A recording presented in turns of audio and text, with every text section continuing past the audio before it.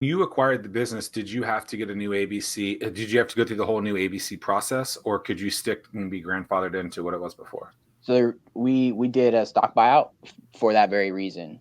Instead of doing an asset buy the business where we'd have to start back over with those things, we, with some protections in the way that we bought the business, decided to do a stock buyout so that the business itself could keep the licenses that were already in place. So the Was, licenses belong to the business, not to me personally. And I think I told you was this before, Tim, because I learned this with Carrie Norfolk when they were doing ABC offs.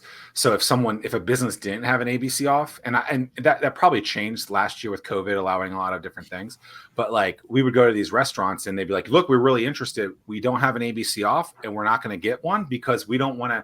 We are grandfathered into all this other stuff, and we don't want to have to come up to a new regulation of whatever that is if we get this new thing. And so some of the stuff was dramatically different. And so that was a good idea then, I guess, from the stock buyout to keep that, because you would have had to have gotten to 2020 term instead of whatever it was probably in 17 years ago, whatever that was. I don't want to do Yeah, that in I mean, 2004. it really, if we did it the other way, essentially the previous owner would have had to keep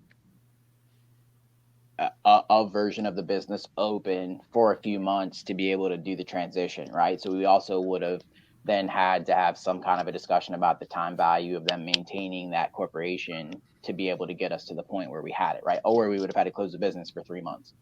And so it just made a lot of sense for us. And, there's some risks associated with, stock buyout versus an asset buyout. But, I think that we just structured it in a way that made sense for us, that kind of hedged the risk on both sides and move forward.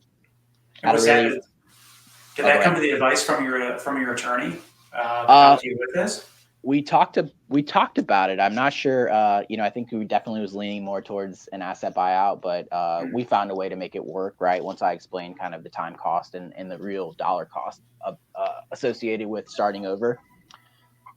So really, we put some protections in place to be able to make sure that if there were any liabilities that came up, from before we took over, that those would be the responsibility of the previous owners, and that going forward, we had a clean slate for the business.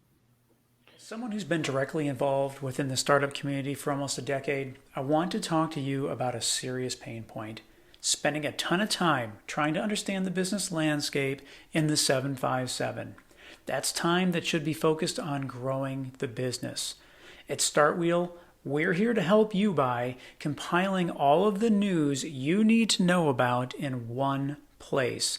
Now there's no need to search multiple websites. Just head to startwheel.org and see for yourself. That's startwheel.org.